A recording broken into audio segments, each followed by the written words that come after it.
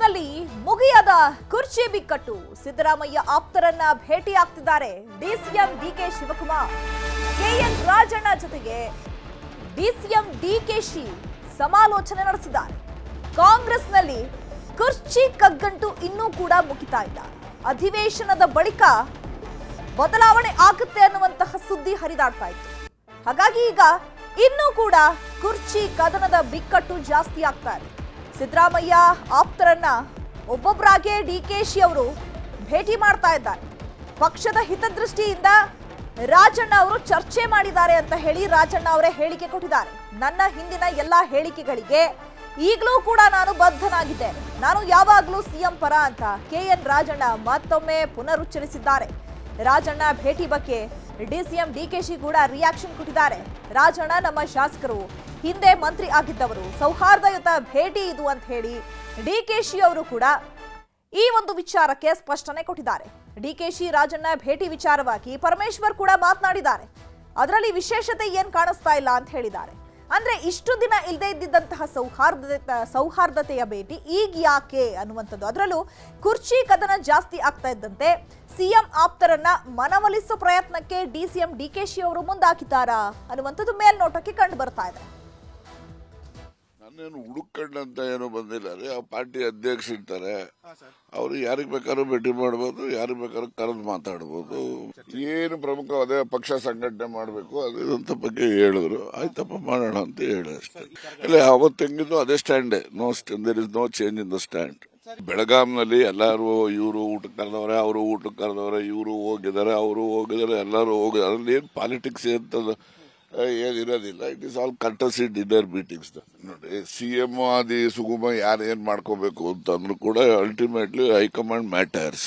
ಅದರಿಂದ ಅದ್ರಲ್ಲಿ ಏನಿದೆ, ಹೈಕಮಾಂಡ್ ಸಿದ್ದರಾಮಯ್ಯನವರು ಹೇಳಿದಾರಲ್ಲ, ಪದೇ ಪದೇ ಹೇಳಿದ್ದಾರೆ, ನಾನು ಮುಖ್ಯಮಂತ್ರಿ ಇರ್ತೀನಿ, ಎಲ್ಲಿನವರೆಗೂ ಹೈಕಮಾಂಡ್ನವ್ರು ಇರಕ್ಕೆ ಹೇಳ್ತಾರೆ ಅಲ್ಲಿವರೆಗೂ ಇರ್ತೀನಿ ಅಂತ. Same stand. ಇದು ಅದೇ ಸ್ಟ್ಯಾಂಡ್. ನಾನು ಇವಾಗಲೂ ಸಿದ್ದರಾಮಯ್ಯನವ್ರ ಪರಾನೆ.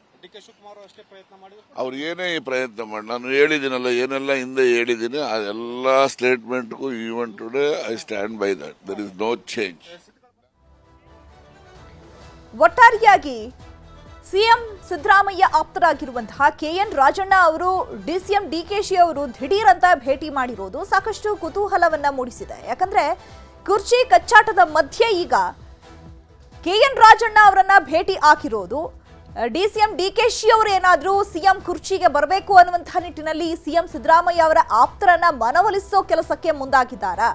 ಜೊತೆಗೆ ಈಗ ಕೆಎನ್ ರಾಜಣ್ಣ ಅವರು ಕೊಟ್ಟಿರುವಂತಹ ಹೇಳಿಕೆಯ ಉದ್ದೇಶವನ್ನ ನೋಡ್ತಾ ಇದ್ರೆ, ಸೊ ಈ ಹಿಂದೆಯೂ ಕೂಡ ನಾನು ಸಿಎಂ ಸಿದ್ದರಾಮಯ್ಯನವರ ಬೆನ್ನಿಗೆ ನಿಂತಿದ್ದೆ, ಮುಂದೆಯೂ ಕೂಡ ಸಿಎಂ ಸಿದ್ದರಾಮಯ್ಯನವರ ಬೆನ್ನಿಗೆ ನಿಲ್ತೀನಿ ಅನ್ನುವಂತಹ ಪರೋಕ್ಷ ಸಂದೇಶವನ್ನೇನಾದ್ರೂ ಡಿಕೆಶಿ ಅವರಿಗೆ ರವಾನೆ ಮಾಡಿದ್ರ ಈ ಮೂಲಕ ಅನ್ನುವಂಥದ್ದು ಸಾಕಷ್ಟು ಕುತೂಹಲ ಇರುವಂಥದ್ದು. ಯಾಕಂದ್ರೆ ಅಧಿವೇಶನದ ಮುನ್ನವೂ ಕೂಡ ಕುರ್ಚಿ ಕಗ್ಗಂಟಾಗಿಯೇ ಪರಿಣಮಿಸಿತ್ತು. ಬಟ್ ಈಗ ಬೆಳಗಾವಿಯ ಅಧಿವೇಶನ ಮುಗಿದ ಬಳಿಕವೂ ಕೂಡ ಈ ಒಂದು ವಿಚಾರಕ್ಕೆ ಸ್ಪಷ್ಟತೆ ಸಿಗ್ತಾ ಇಲ್ಲ. ಹಾಗಾಗಿ ಹೈಕಮಾಂಡ್ ಏನ್ ನಿರ್ಧಾರವನ್ನ ಕೈಗೊಳ್ಳುತ್ತೆ ಅನ್ನುವಂಥದ್ದು ಕಾದ್ ನೋಡ್ಬೇಕಿದೆ.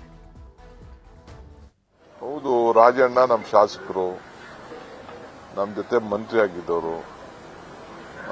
ಭೇಟಿ ಮಾಡ್ತೇವೆ, ಸೌಹಾರ್ದತೆ ಭೇಟಿ ಮಾಡ್ತೇವೆ. ಇವತ್ತು ಭೇಟಿ ಮಾಡ್ತೀನಿ ಅಂತ ಹೇಳಿದ್ದೀನಿ. ನಿನ್ನೆ ಫುಲ್ ಲೋಡು ನಾನು ಮಾತಾಡೋಕ್ಕಾಗಲಿಲ್ಲ. ಇವತ್ತು ಮಧ್ಯಾಹ್ನ ನನಗೆ ಗವರ್ನರ್ ಮನೆ ಕಾರ್ಯಕ್ರಮ ಆದ್ಮೇಲೆ ಭೇಟಿ ಮಾಡ್ತೀನಿ ಅಂತ ಹೇಳಿದ್ದೇನೆ.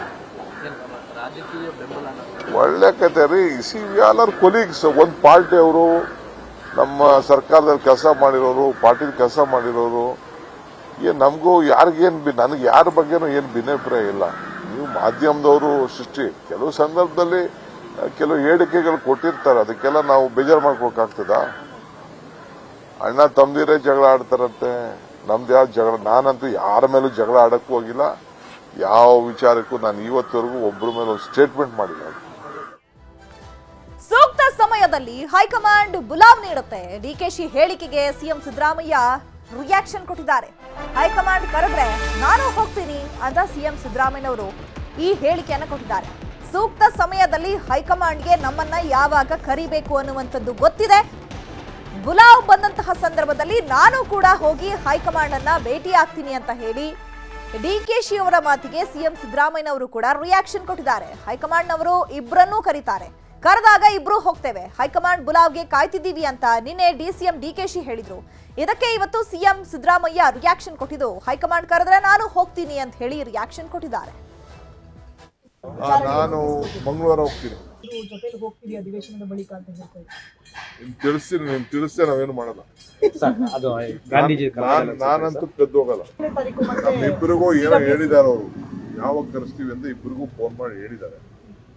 ಹೋಗ್ತೀವಿ, ಇಬ್ರು ಹೋಗ್ತೀವಿ, ಇಬ್ರು ಹೋಗ್ದಿರಕ್ಕಾಗ್ತದ? ನಮ್ಮಿಬ್ಬರಿಗೂ ಏನೋ ಹೇಳಿದಾರೆ ಅವರು, ಯಾವಾಗ ಕರೆಸ್ತೀವಿ ಅಂತ ಇಬ್ಬರಿಗೂ ಫೋನ್ ಮಾಡಿ ಹೇಳಿದ್ದಾರೆ.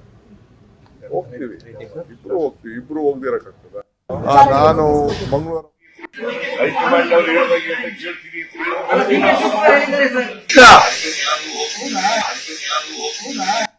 ಹೈಕಮಾಂಡ್ ಅವ್ರು ಹೇಳ್ದಂಗೆ ಅಂತ ಕೇಳ್ತೀನಿ.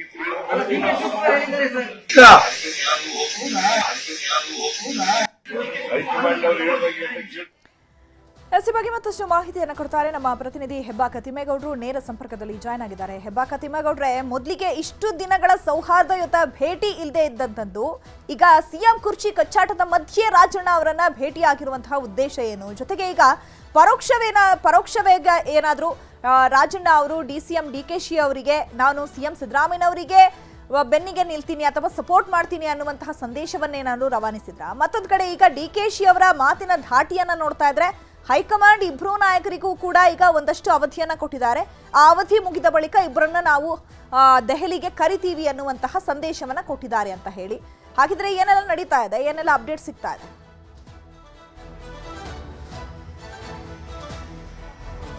ಚೈತ್ರ, ಇಲ್ಲಿ ಬಹಳ ಮುಖ್ಯವಾಗಿ ಗಮನಿಸಬೇಕಾಗಿರ್ತಕ್ಕಂಥದ್ದು, ಈ ಬೆಳಗಾವಿಯಲ್ಲಿ ನಡೆದಂತ ವಿಧಾನಸಭೆ ಅಂದ್ರೆ ವಿಧಾನಮಂಡಲ ಅಧಿವೇಶನದಲ್ಲಿ ಸದನದ ಒಳಗೆ ನಿಂತು ಸಿಎಂ ಸಿದ್ದರಾಮಯ್ಯನವರು ಒಂದು ಸ್ಪಷ್ಟ ಸಂದೇಶವನ್ನ ರವಾನೆ ಮಾಡಿದ್ರು. ಏನು, 5 ವರ್ಷ ನಾನೇ ಸಿಎಂ, ಯಾವುದೇ ರೀತಿಯಾದಂತ ಒಪ್ಪಂದ ಆಗಿಲ್ಲ, ಹೈಕಮಾಂಡ್ ಮಟ್ಟದಲ್ಲಿ ಒಪ್ಪಂದ ಆಗಿಲ್ಲ, ನನ್ನ ಪ್ರಕಾರ ಹೈಕಮಾಂಡ್ ನನ್ನ ಪರವಾಗಿದೆ ಅಂತ ಭಾವಿಸ್ತೀನಿ ಎನ್ನುವಂತ ಒಂದು ಮಾತನ್ನ ಸಿಎಂ ಸಿದ್ದರಾಮಯ್ಯನವರು ಹೇಳೋದ್ರ ಮುಖಾಂತರ ಎಲ್ಲ ಒಂದ್ ಕಡೆಯಾಗಿ ಒಂದೇ ಕಲ್ಲಲ್ಲಿ ಎರಡಕ್ಕೆ ಹೊಡೆಯುವಂತ ಒಂದು ಪ್ರಯತ್ನವನ್ನ ಮಾಡಿದ್ರು. ಹೈಕಮಾಂಡ್ಗೂ ಎಚ್ಚರಿಕೆ ಸಂದೇಶ, ಇತ್ತ ಶಾಸಕರನ್ನು ಹಿಡಿದಿಟ್ಟುಕೊಳ್ಳುವಂತ ಒಂದು ಪ್ರಯತ್ನವನ್ನ ಮಾಡಿದ್ರು.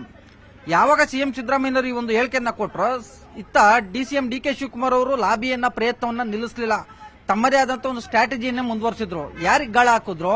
ತಮ್ಮ ಏನು ಸಿಎಂ ಸಿದ್ದರಾಮಯ್ಯನವರ ಪರವಾಗಿ ನಿರಂತರವಾಗಿ ಬ್ಯಾಟ್ ಬೀಸ್ತಾ ಇರ್ತಕ್ಕಂಥ ಅವರ ಒಂದು ಆಪ್ತ ವಲಯದಲ್ಲಿ ಗುರುತಿಸಿಕೊಂಡಿರ್ತಕ್ಕಂಥ ಮಾಜಿ ಸಚಿವ ಹಾಗೂ ಮಧುಗಿರಿ ಕ್ಷೇತ್ರದ ಶಾಸಕ ಕೆಎನ್ ರಾಜಣ್ಣನವ್ರನ್ನ ನೇರವಾಗಿ ಭೇಟಿಯಾದ್ರು. ತಡರಾತ್ರಿ ಹೈಗ್ರೌಂಡ್ ಪೊಲೀಸ್ ಠಾಣೆ ಸಮೀಪ ಇರತಕ್ಕಂಥ ಖಾಸಗಿ ಅಪಾರ್ಟ್ಮೆಂಟ್ ಒಂದರಲ್ಲಿ ರಾಜಣ್ಣನವರ ನಿವಾಸಕ್ಕೆ ತೆರಳಿ, ಅಂದ್ರೆ ಅವರ ಒಂದು ಗೆಸ್ಟ್ ಹೌಸ್ಗೆ ತೆರಳಿ ನೇರವಾಗಿ ಭೇಟಿ ಮಾಡಿದ್ರು. ಅಲ್ಲಿ ಮಾತನಾಡುವಂತ ಒಂದು ಸಂದರ್ಭದಲ್ಲಿ ಉಭಯ ಕುಶಲೋಪರಿಯನ್ನು ಕೂಡ ವಿಚಾರಿಸ್ತಾರೆ. ನೋಡಿ, ನನಗೆ ಸಿಎಂ ಆಗುವಂತ ಒಂದು ಅವಕಾಶ ಬಂದಿದೆ, ನೀವೆಲ್ಲರೂ ಕೂಡ ಸಹಕಾರವನ್ನ ಕೊಡಿ, ನಿನ್ನ ಮಗನ ರಾಜಕೀಯ ಭವಿಷ್ಯ ನನ್ನ ಜವಾಬ್ದಾರಿ, ನಿನ್ನ ಸಾಧ್ಯವಾದ್ರೆ ನಿನ್ನ ಮಗನನ್ನ ಮಂತ್ರಿಯನ್ನಾಗಿ ಮಾಡ್ತೀನಿ ಅನ್ನುವಂತ ಒಂದು ಭರವಸೆಯನ್ನ ಡಿಕೆ ಶಿವಕುಮಾರ್ ಕೊಟ್ಟಿದ್ದಾರೆ ಎನ್ನುವಂಥದ್ದು. ಆದ್ರೆ ರಾಜಣ್ಣನವರು ಡಿಕೆ ಶಿವಕುಮಾರ್ ಅವರ ಮಾತನ್ನ ನಿರಾಕರಿಸಿರ್ತಕ್ಕಂಥದ್ದು, ಅವರ ಒಂದು ಭರವಸೆಯನ್ನ, ಅವರ ಒಂದು ಆಫರ್ ಅನ್ನು ಕೂಡ ತಿರಸ್ಕರಿಸಿರ್ತಕ್ಕಂಥದ್ದು. ಅಲ್ಲೇ ಹೇಳಿರ್ತಕ್ಕಂಥದ್ದು ಏನು, ನಾನು ಈ ಹಿಂದೆನೂ ಹೇಳಿದ್ದೀನಿ, ಈಗಲೂ ಹೇಳ್ತಾ ಇದ್ದೀನಿ, ನಾನು ಸಿಎಂ ಪರವಾಗಿದ್ದೀನಿ, ಮುಂದೆಯೂ ಇರ್ತೀನಿ.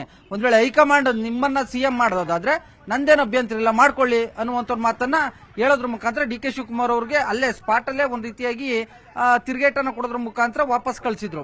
ಇದಾದ ಬಳಿಕ ಇವತ್ತು ಮಾಧ್ಯಮಗಳ ಜೊತೆ ಮಾತನಾಡುವಂತ ಸಂದರ್ಭದಲ್ಲೂ ಕೂಡ ನನ್ನ ಸ್ಟ್ಯಾಂಡ್ ಅಲ್ಲಿ ಯಾವುದೇ ರೀತಿಯಾದಂತಹ ಬದಲಾವಣೆ ಇಲ್ಲ, even today I stand that he ಅನ್ನುವಂತ ಮಾತನ್ನ ಹೇಳಿದ್ರು. ಮತ್ತೊಂದು ಕಡೆಗೆ ಇವತ್ತು ಇದೇ ವಿಚಾರಕ್ಕೆ ಪ್ರತಿಕ್ರಿಯೆಯನ್ನು ಕೊಟ್ಟಿರ್ತಕ್ಕಂಥ ಡಿಕೆ ಶಿವಕುಮಾರ್ ಅವರು, ನೋಡ್ರಿ, ನಾವು ರಾಜಣ್ಣ ಯಾವತ್ತೂ ಕೂಡ ವೈರಿಗಳಲ್ಲ, ನಾವು ರಾಜಣ್ಣನವರು ಆತ್ಮೀಯ ಸ್ನೇಹಿತರು, ಅಣ್ತಂದಿರೇ ಜಗಳಾಡ್ತಾರಂತೆ, ನಾವು ಯಾಕೆ ಆ ರೀತಿ ಜಗಳಾಡೋಣ, ನಾನು ಎಸ್ಪೆಷಲಿ ಅಪೆಕ್ಸ್ ಬ್ಯಾಂಕ್ ಅಧ್ಯಕ್ಷರನ್ನಾಗಿ ಮಾಡಿದ್ದು ನಾನು ಅವತ್ತು ಅನ್ನುವಂತ ಒಂದು ಅಂದ್ರೆ ಇಂದಿನ ಒಂದು ಸನ್ನಿವೇಶವನ್ನ ಮನವರಿಕೆ ಮಾಡಿರ್ತಕ್ಕಂಥದ್ದು. ಈ ಮೂಲಕವಾಗಿ ಎಲ್ಲ ಒಂದ್ ಕಡೆಯಾಗಿ ಸಿಎಂ ಆಪ್ತರನ್ನ ಭೇಟಿ ಮಾಡೋದ್ರ ಮುಖಾಂತರ ಪಕ್ಷದ ಶಾಸಕರಿಗೂ ಕೂಡ ಎಲ್ಲ ಒಂದ್ ಕಡೆಯಾಗಿ ಸಂದೇಶ ರವಾನೆ ಮಾಡೋದಕ್ಕೆ ಮುಂದಾಗಿರುವಂತದ್ದು. ಅಂದ್ರೆ ಸಿಎಂ ಆಪ್ತರೇ ನನ್ನ ಜೊತೆ ನಿಂತ್ಕೊಂತಾ ಇದ್ದಾರೆ, ನೀವುಗಳು ನನ್ನ ಜೊತೆ ನಿಲ್ಬೇಕು, ಇಲ್ಲ ಅತಂತ್ರರಾಗ್ತೀರಾ ಅನ್ನುವಂತ ಒಂದು ಸಂದೇಶವನ್ನ ಎಲ್ಲ ಒಂದ್ ಕಡೆಗೆ ಕೊಡೋದಕ್ಕೆ ಡಿಕೆ ಶಿವಕುಮಾರ್ ಮುಂದಾದ್ರ ಅನ್ನುವಂಥದ್ದು ಇಲ್ಲಿ ಸ್ಪಷ್ಟವಾಗಿ ಗೊತ್ತಾಗ್ತಾ ಇದೆ. ಚೈತ್ರ.